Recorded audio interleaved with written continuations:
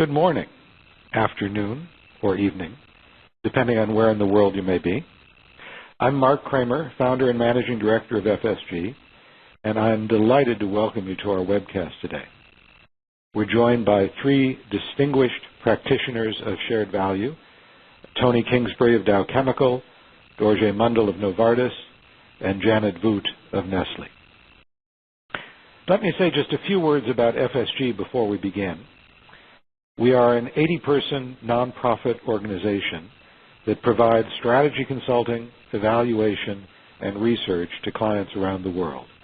Originally founded as Foundation Strategy Group in 2000 by Professor Michael Porter and me, we now work across all sectors with corporations as well as foundations, governments, and NGOs. Our mission is to help organizations, both individually and collectively, find better ways to solve social problems. And we believe that the opportunity for companies to create shared value is rapidly becoming one of our society's most powerful tools in solving the urgent social problems of today. Next slide, please.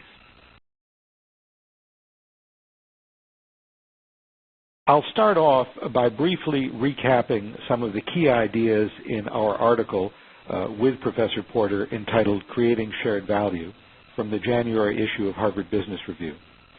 And I'll then ask our panelists to describe their experiences in implementing shared value within their companies, and also to talk briefly about some of their most successful shared value initiatives. And of course, we'll save time for questions from participants before we conclude at the end of the hour.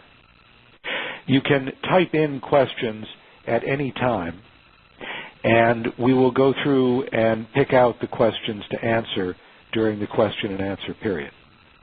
And then we'll conclude with a wrap-up. If you have any technical problems, you can type those in as a question as well, and they will be handled by TalkPoint. Next slide. Corporate thinking about social issues has evolved considerably over the years. 10 or 20 years ago, companies didn't pay much attention to the social consequences of their activities. They really tended to downplay their responsibility, and they often considered corporate philanthropy, to be entirely honest, as an expression of the CEO's personal values and not as something really relevant or important to the company. But over the years, that's changed. Companies have acknowledged a sense of responsibility for the social impacts in their value chain and have begun to spend money to address those issues, often with the goal of protecting or improving the company's reputation. More recently, companies have thought beyond just the reputational issues of their social impacts to begin to accept real responsibility for the social impacts and incurring extra costs to help address the social issues and environmental issues that occur throughout their value chain. But what Porter and I are suggesting is an even newer development in which companies see social issues not just as an added cost, but as an opportunity to grow their business, to reduce costs, to differentiate their competitive positioning by addressing social problems, even problems that may fall outside the company's value chain, problems that the company didn't cause or contribute to, but where it can spot new opportunities. Next slide, please. One of the reasons that this shift has taken so long is that classical economics really misled us by teaching us to ignore social impacts of business as if they were externalities. It taught us that we don't need to factor social costs like pollution or employee health or the use of finite natural resources into our core business decisions. And that turns out to be fundamentally wrong, because these so-called externalities in reality have internal economic impacts. And so, for example, when Walmart decides to reduce carbon emissions by rerouting its trucks, reducing the mileage that they drive every year and thereby saving $200 million in energy costs, that's a real internal savings that comes about from recognizing the environmental impact of their supply chain. And when Johnson & Johnson spent $90 million on a major program to reduce employee smoking, they saved $250 million in healthcare costs.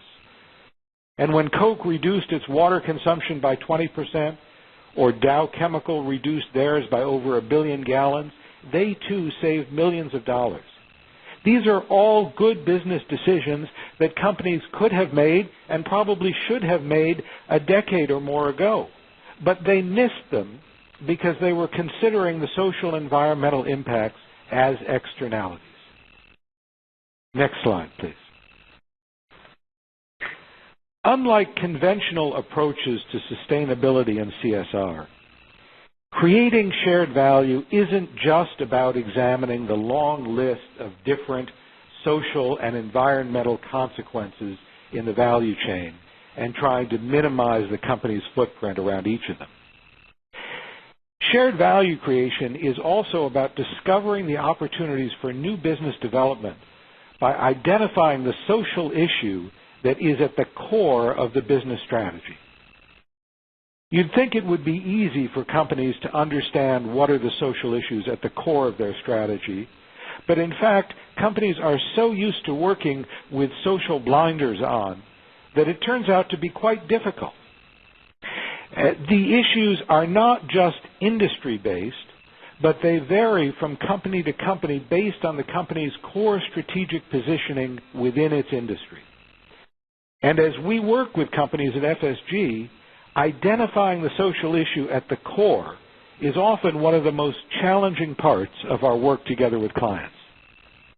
It's found at the overlap between a social need, business opportunities, and the core expertise of the business. Next slide, please.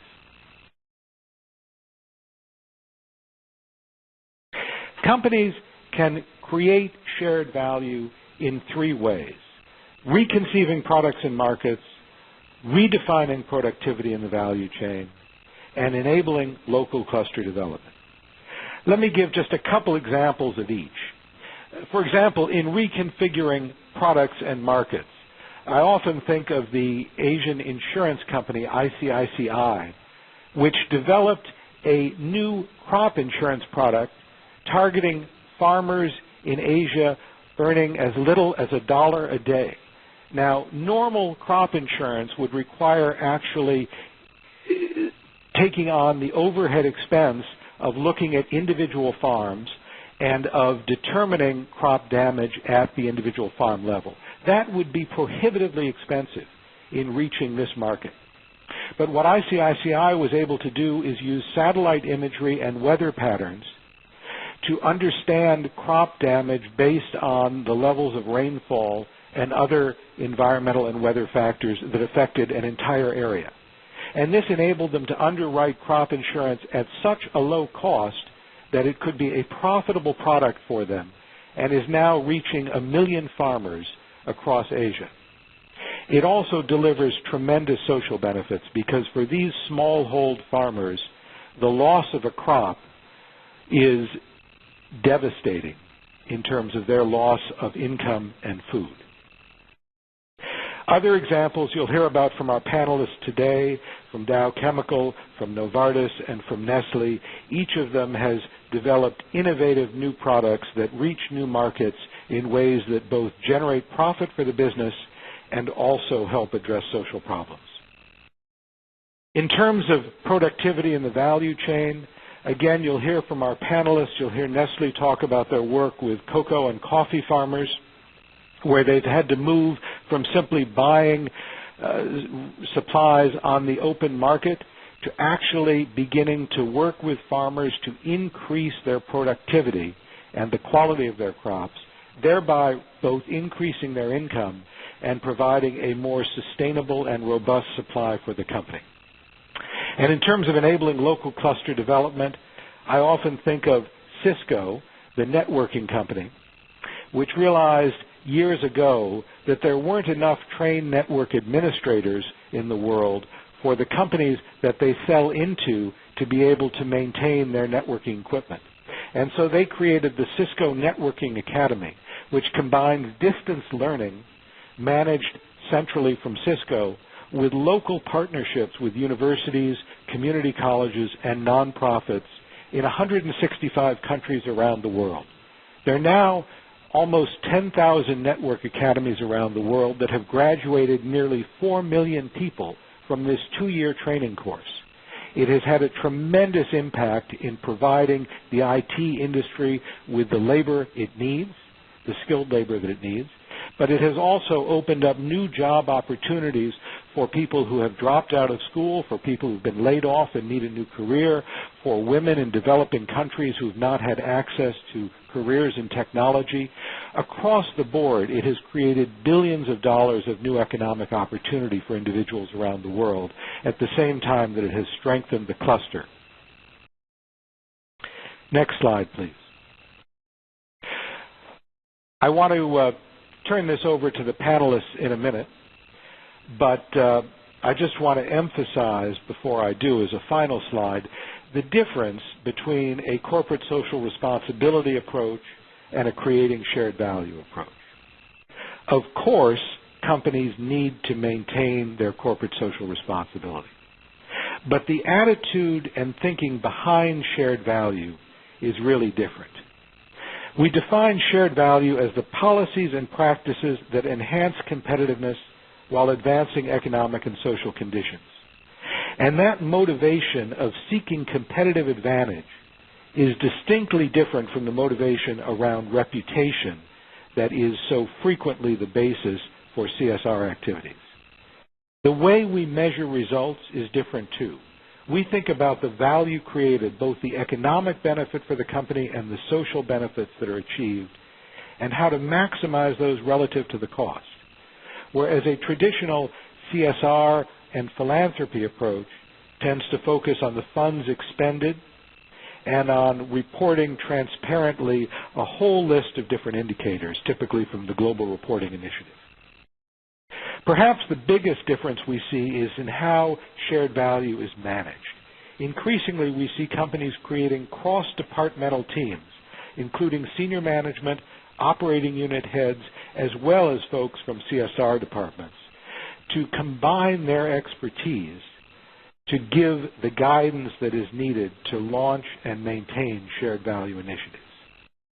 It's integral to competitive advantage. It has real business benefits. And it leads not just to limiting the corporate footprint, but to large-scale and sustainable social change that can really transform communities.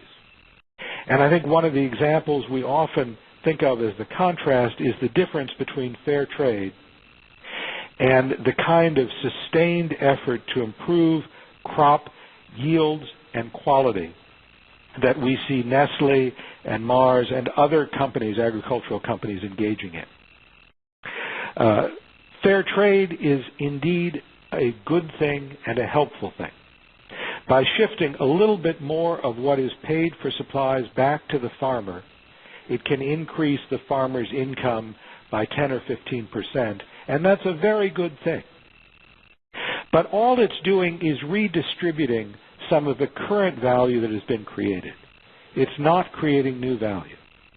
But when companies engage in an organized and systematic campaign to provide the knowledge and the farm supplies and the government support and the work with co-ops and the work with nonprofits that's needed to change how farmers actually grow their crops so they are producing more yield per acre and higher quality output, it creates new value that can benefit the farmer by increasing the income 3 or 5-fold, and benefits the industry as well by creating a higher quality, more sustainable supply.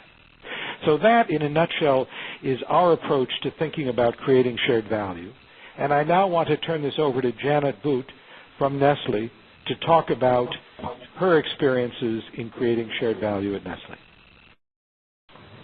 Thank you, Mark.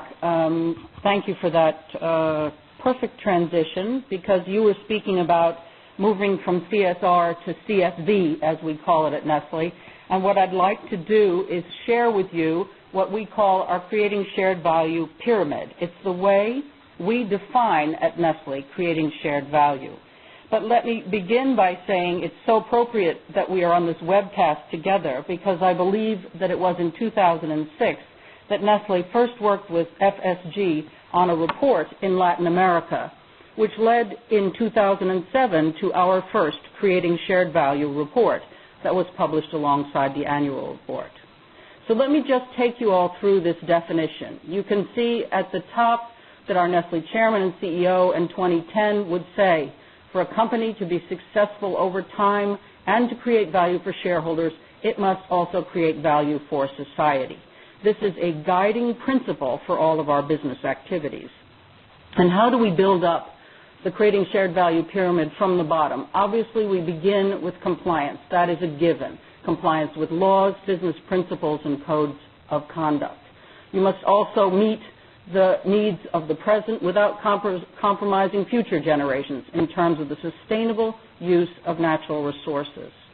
But beyond sustainability, we speak about the creation of shared value in areas that are integrally linked with our core business. And we've defined our priorities for action in three areas, in the area of nutrition, water, and rural development.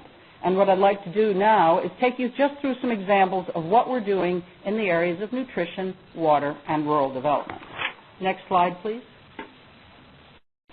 You spoke, Mark, about addressing social issues and how you integrate your thinking about social issues into your basic business. Indeed, nutrition is the core business. We are the world's largest food and beverage company. And we're addressing with our nutrition strategy what we will call the double burden of malnutrition, the challenges of overweight and obesity, and the concurrent challenges of micronutrient deficiencies.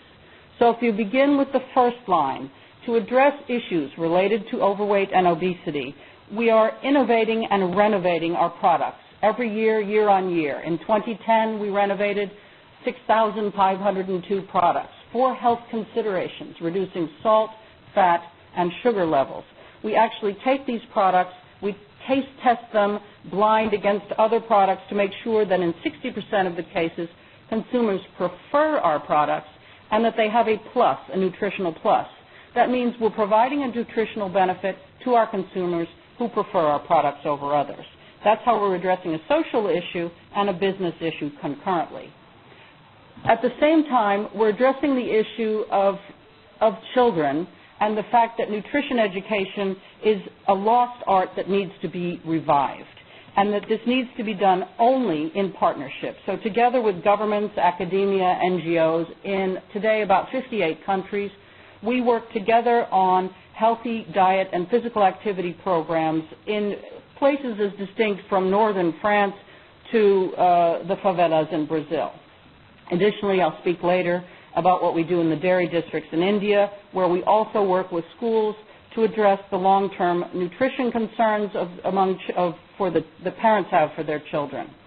And last but by no means least, we are working on micronutrient fortification, particularly around our Maggi products and around affordable milks, where we look at the micronutrient profile of populations and address their needs by adding iodine, iron, and other appropriate nutrients. So again, addressing the social issues of overweight and obesity and micronutrient deficiencies. That's the nutrition story. If you could go to the next slide, I'd like to share with you some what we'll call highlights of our actions in the water arena.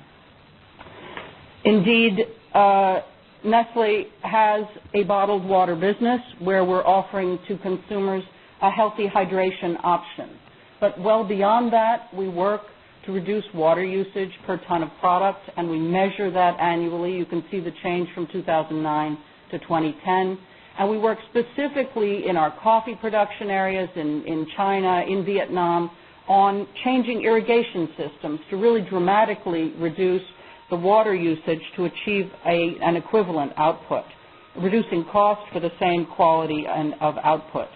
But well beyond all of this, our chairman and many others at Nestle are playing a leading role in the global dialogue on water resources. We're very concerned about water-stressed regions and about that water is a limited resource and that it will take public and private joint action to do something about water usage, particularly in water-stressed regions. It really is a problem for political leadership, and we as a business are bringing that to political leaders' attention. Next slide, please. What I'd like to then do is share only two more slides, one about our farmer programs, which I think Mark mentioned previously, and another about our factory programs. Both of these are what we call, are part of our rural development set of priorities. So in the area of farmer programs, we're working within our key commodity areas, which are milk for our dairy business, coffee, and cocoa. But additionally, in other commodities, grains, maize, etc. And what are we doing? We're operating farmer programs in 63 different locations worldwide. These programs cover the 4 continents, and I think what's very powerful is we have a force of almost 1,000 agronomists and 15,000 extension workers who offer the support, training, and technical assistance to these farmers. If I can just share a little anecdote about these agronomists and also our veterinary medical professionals who work on staff and train the farmers, if you ask them who is responsible for creating shared value, their answer is me. It's my problem. It's my responsibility. So I think we're quite excited, reaching over 100,000 farmers in 2010 with capacity building. And again, as we mentioned, providing new plants, R&D in new plantlets, and fundamentally changing the farmers' financial prospects and the quality of the products that we buy. Next slide, please. What I'd like to also talk is the other side of the equation on rural development, and that is how do our factories in rural areas impact the communities that they're in. If you look at this slide, you'll see across the top we have 422 factories who responded to this survey, of which 195 of them are in developing countries, the majority of those in rural areas. So follow me, if you would, down the third column.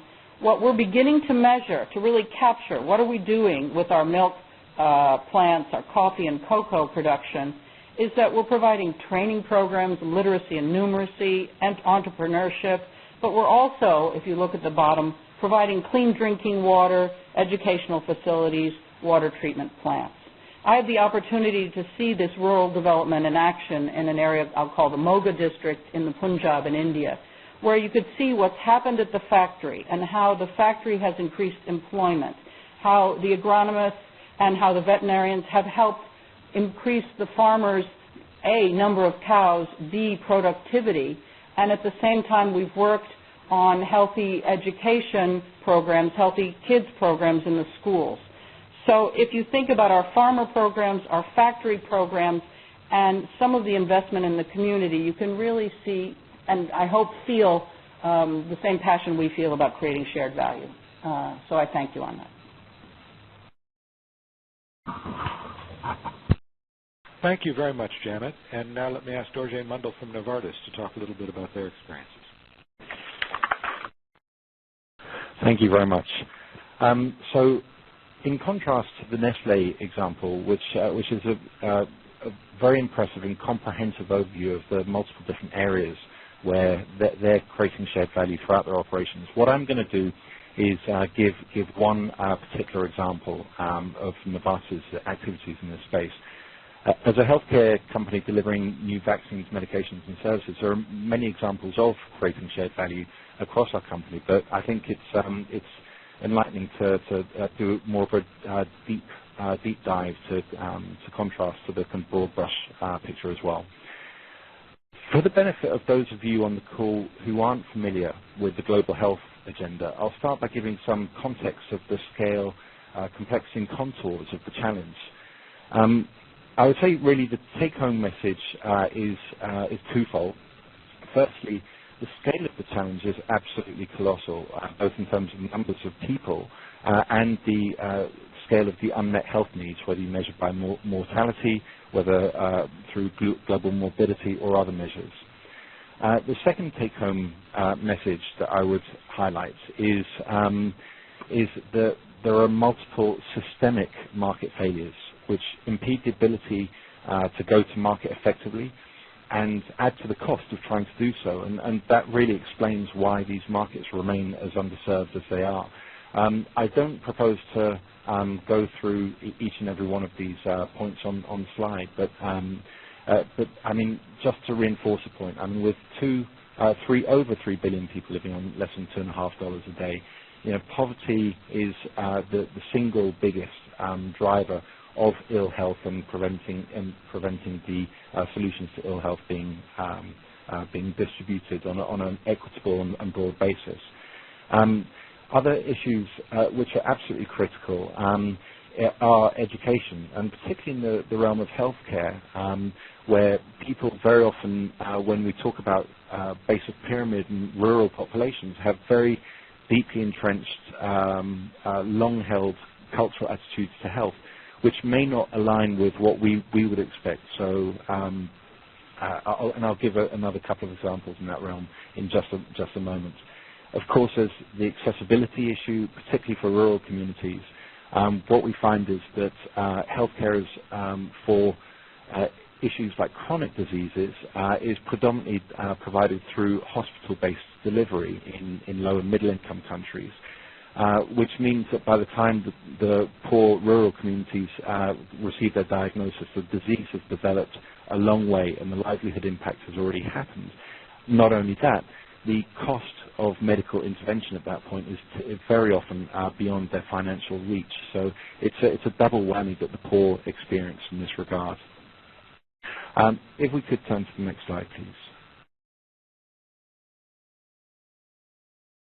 So I'm going to talk to you now about a program that we've got called Arogya Parivar, which is Hindi for healthy families.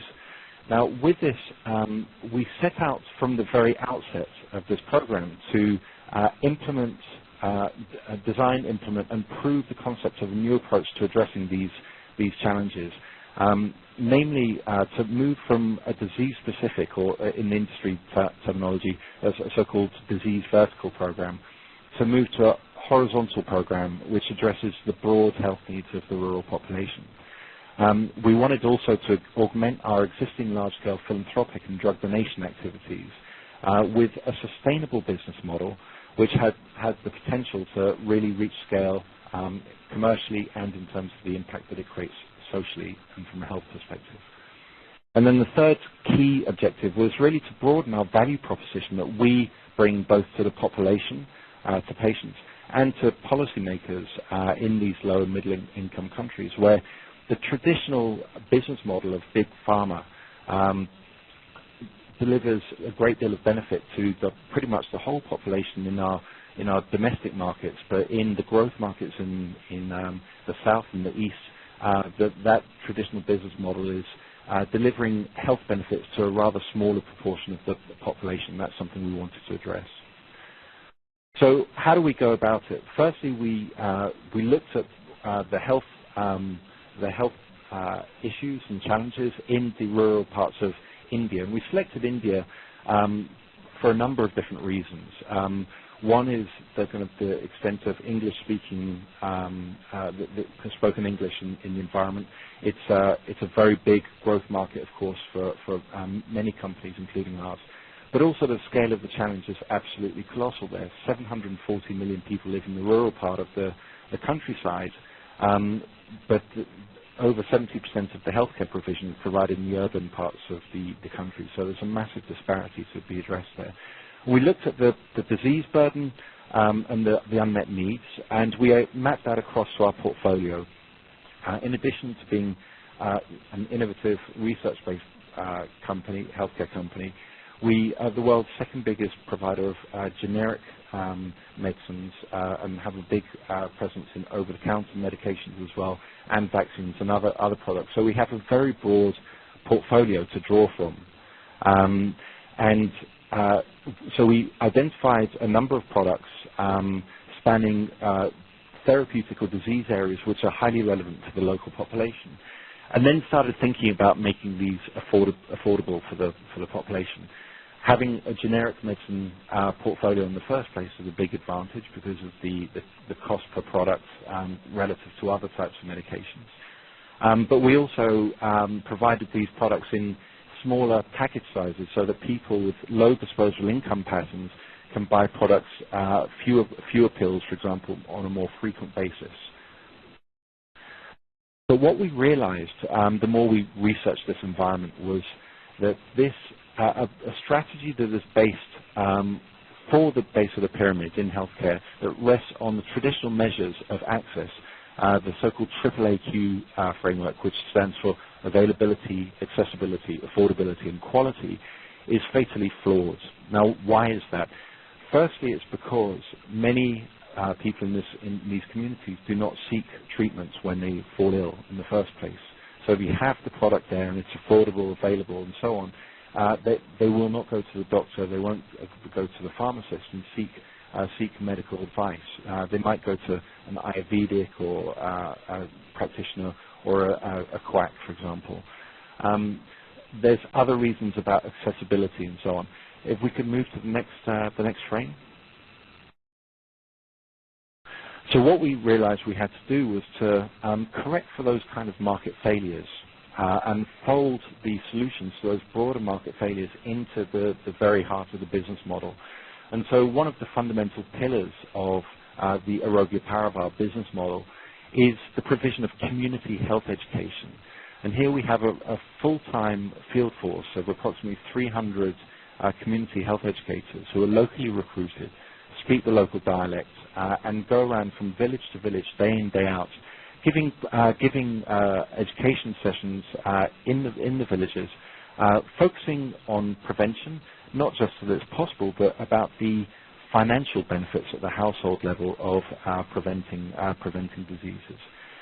Also focusing on the importance of investing in girls' health, in women's health, which is heavily under-prioritized in favor of boys and men in this kind of environment.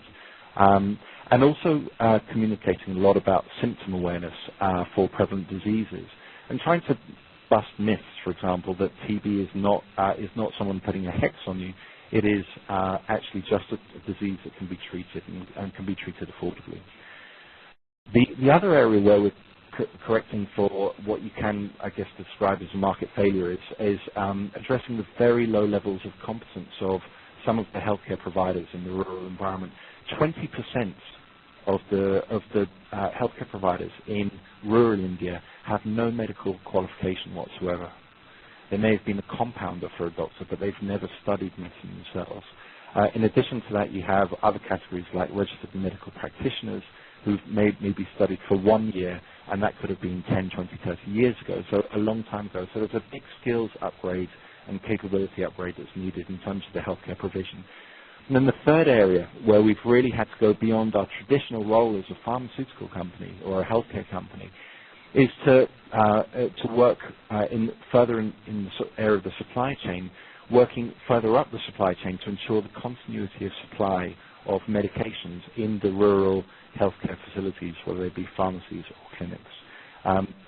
This is absolutely critical because if we don't do that, and if a villager who's seen one of our community health education sessions decides to visit another village to seek medical consultation, forgoes a day's wages, travels, waits in line, pays for a consultation, gets a prescription, goes to the pharmacist, and the drug's not there, they will never do this again, and they'll probably go back to their community and say that this has been a complete waste of time. So we have to ensure, take responsibility for this as part of the very business model itself.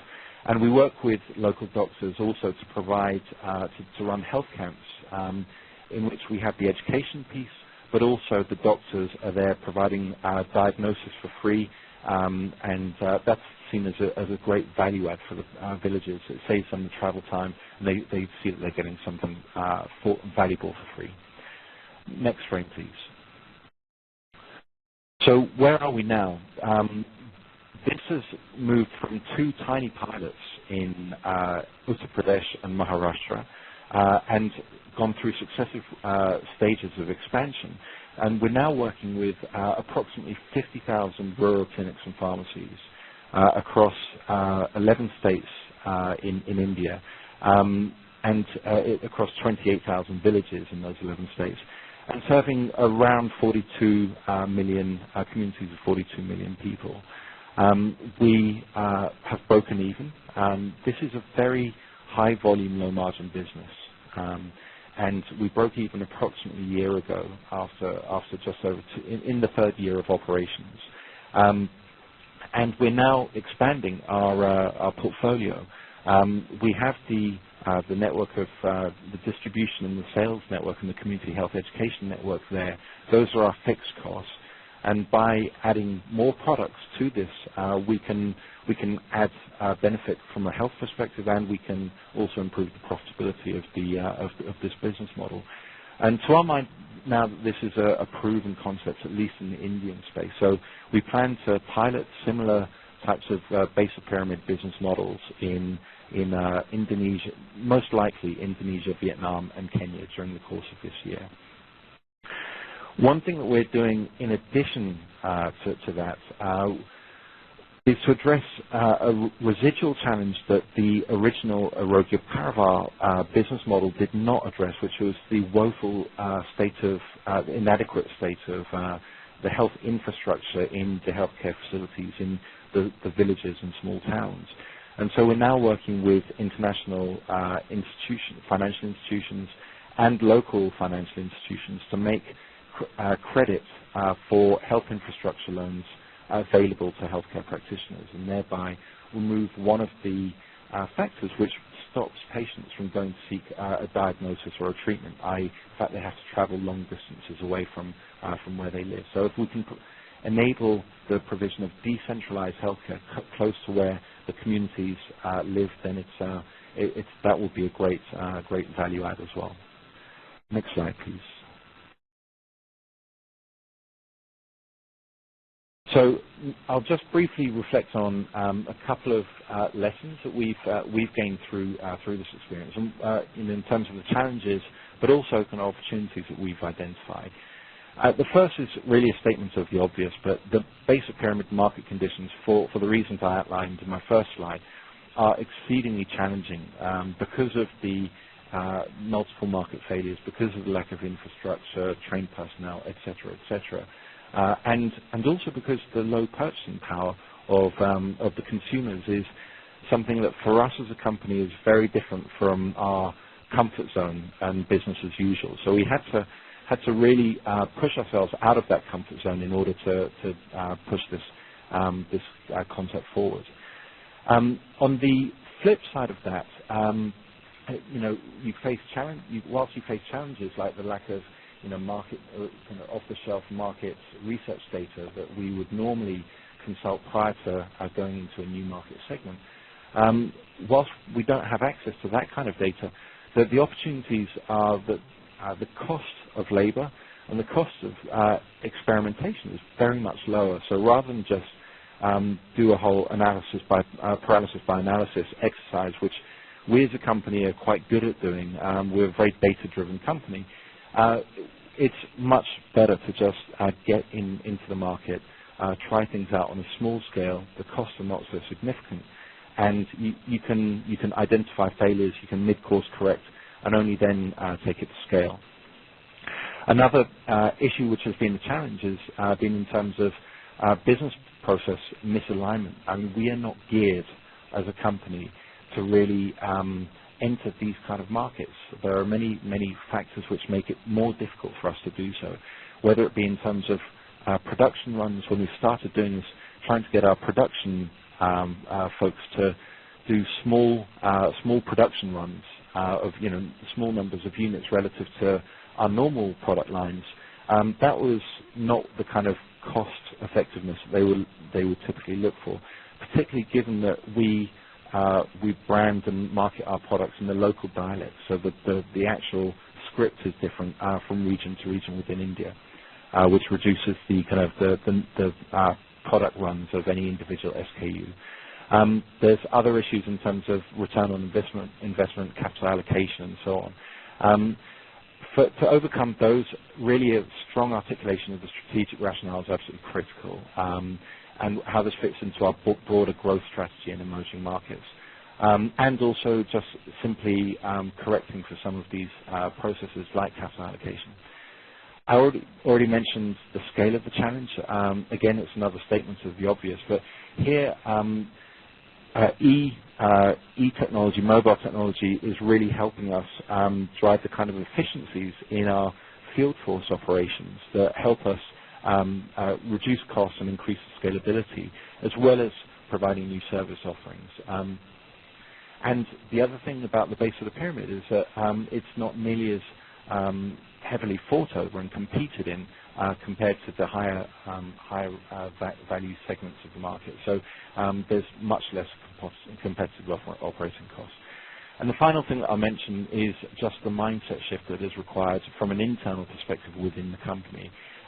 It is a very, very different way of approaching this. It's at least in terms of base of pyramid, it requires a longer-term view, a slightly longer-term ROI, an acceptance of that. But if you're able to get the senior management support, then I think it's that's one critical thing. The other thing that we're doing, just as a final comment, to really help achieve this mindset shift is not just tell people about the concepts, but put our mid to senior level executives into the real world where they're tasked with driving this kind of shared value innovation themselves. So they go for a month into markets and they're tasked with really coming up with these scalable, sustainable business models that are addressing unmet needs in a shared value kind of way. So I'll leave my comments at that for the time being, but I just think we're just beginning to scratch the surface of what's possible here. Terrific, Dorje, and we have a number of questions coming in about this mindset shift that we'll come back to in the Q&A. But now let me ask Tony to talk a little bit about Dow. Thanks, Mark, and everybody online.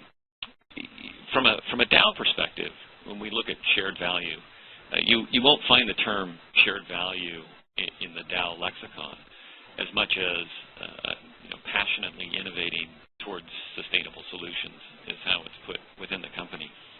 And if you look back at Dow's core capabilities, we have a lot of scientists that are great at coming up with solutions to the challenges out there. And what we've seen over the past years is a shift in terms of how we look at what challenges we're looking after.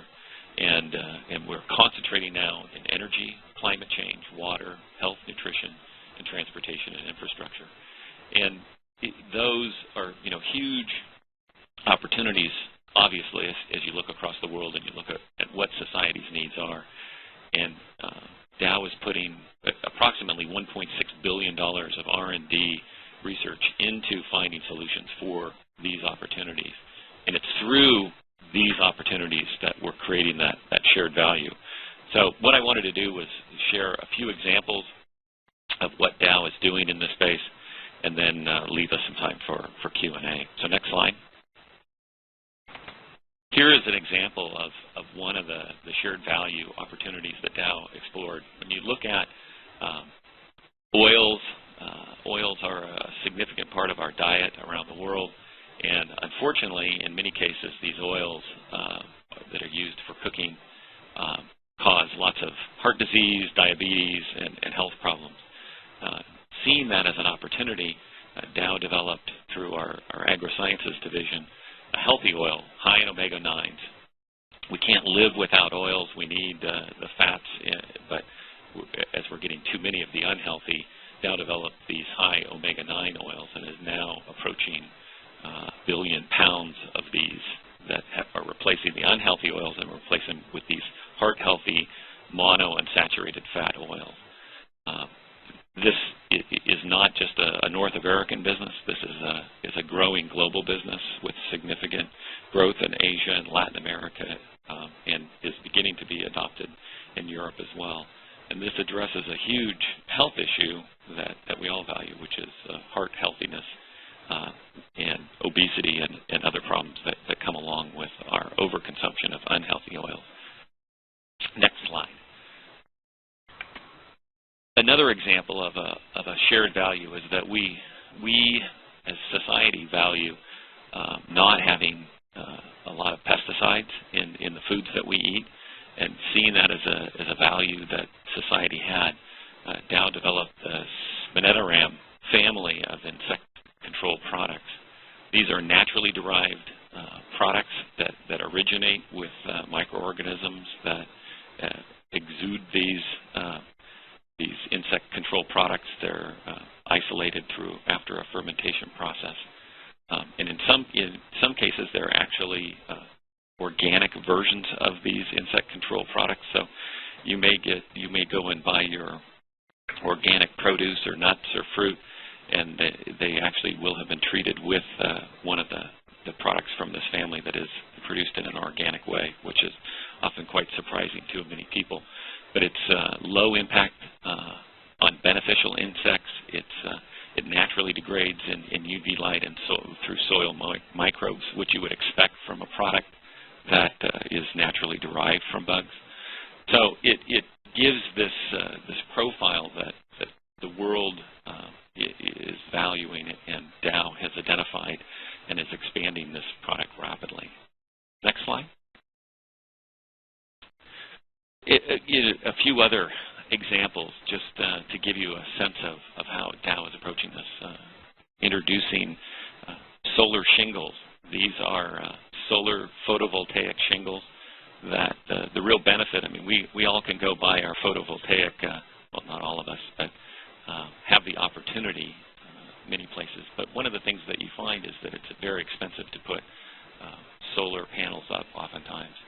This product addresses one of the key issues, is the expense actually of installing these. These are shingles that would be installed in a very similar way to a traditional shingle roof that you might put on your house. Integrates right into new construction or existing construction as you re-roof your house, thus lowering the installation cost and making solar more affordable and accessible to a larger portion of the population. Another example is the termite colony elimination system that Dow has developed that uses 1/10,000th the amount of product that would typically be used to eliminate termites. Or our investment in Water Health International to provide clean and affordable water to over 10 million people, and that amount is the number of people is growing every day as new installations go in. And this is targeting people that make oftentimes $2 or less a day, and yet they now have access to clean water in communities where Water Health has put in their installations. And lastly, we all value less CO2 and global greenhouse gas emissions. And if Dow was a country, which it's not, we would have met the Kyoto Protocol for greenhouse gas reductions. Dow did this because of the value that it creates, because of the energy that we save, but society benefits from those trillions of BTUs that Dow was able to reduce over the past decade and a half since the Kyoto Protocol was put in place. So next slide. Just wrapping up, as I said before, Dow thinks of this in sustainability terms, but the reality is we're only sustainable if we're creating value for what society wants. And Dow's CEO said it nicely when he said, sustainability begins at home, but its destiny is to engage the problems of the world. We will build our company's rich legacy of leadership in solving the world's most pressing problems. With that, thank you very much. Thank you, Tony. That's terrific. We have about 10 or 12 minutes or so for questions, and we've got more than 50 excellent questions rolling in, so I want to be selective. Let me ask Janet initially. There are a number of questions about how do companies move to a CSV mindset. Do they have to start by moving through CSR to get to CSV, or is it really a different way of thinking? And some of the questions also relate to the issue of how do you get buy-in from mid-level managers who may be more concerned about short-term results and about compensation arrangements, bonuses, and so on. So really love to hear your experience at Nestle, Janet, about how to drive this new thinking through the company. Allow me just to address first that issue of the different way of thinking. And indeed, I would argue that creating shared value is fundamentally a different way of thinking. CSR, you would decide to do a series of social investments simply because they're good for society. Creating shared value, the fundamental difference is it is related to and very close, intimately linked to your business. Therefore, you have to, when you think creating shared value, you think what is your business model, and therefore build on those priorities, in our case nutrition, water, and rural development, to have that positive impact on society. I think for companies that are still focused on CSR and you want to migrate to CSV, the most important thing to start thinking about is what are you not going to do. It's the other side of the equation. You're not going to just do a whole series of social investments that are unrelated from your core business. I think to make that the migration path, you really need top-level management champions, as we are privileged to have in our chairman and our CEO. Now let me just shift over to the issue of how do you motivate mid-level managers. The interesting thing about what's happened at Nestle is that creating shared value perhaps started in the chairman and the CEO's office, went through public affairs, is now firmly housed in brands and in markets. And what's happening at Nestle now is our market heads and our market management teams are embedding creating shared value in their business strategies, and they're putting key performance indicators against it. So that's how the mid-level management is being incentivized, by having it measured and rewarded. It's part of their market business strategy. Terrific. Thank you. Let me ask Tony and also Dorje, how do you make the business case for these investments? Dorje, I know you've mentioned that the initial returns are sometimes lower, the hurdle rates are lower. Tony, this has involved a lot of R&D and development. How do you make the business case, and how do you weigh the short-term costs versus the longer-term results? Yeah, that's a great question. I think that one of the real opportunities as it relates to that is understanding what the real values are of society long-term. And as you look at what society values, it's easier to make that case at a corporate level to pursue these. You know, whether it's penetrating new markets or creation of new products for opportunities that are existing. So, you know, in the case of the healthy oils, obviously the marketplace was asking for healthier oils, and you know, yes, it takes a while to develop those, but that's a trend that if Dow doesn't meet it, somebody else is going to meet it. So you use that as the motivation initially to justify it, and then you turn around and show how, you know, the product grows rapidly and how you could create value for the company and for society at the same time. So you have to have that business case that you can show, then use those examples as you move on to new products and new products and new products and new areas. Great. Dorje, what would you add? I would certainly, you can echo those comments. Looking at the kind of the medium to long-term trend lines in terms of market growth, market development, societal expectations, you know, the expectations from within the company, from your own employees, I think is certainly one critical starting point. And if you're able to look at the situation strategically in a medium to long-term perspective, it's clear that change is needed.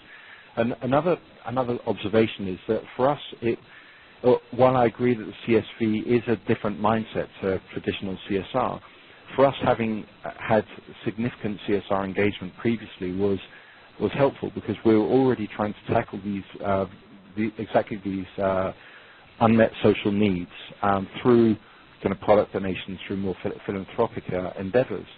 And, you know, we were very clear that philanthropy alone was just simply not big enough for the job. If you look at, you know, I mentioned 740 million rural poor in India, so we were never going to manage to do that. So it was really a way of retaining some of the same goals or similar goals, but then just shifting the mechanism to be able to reach scale.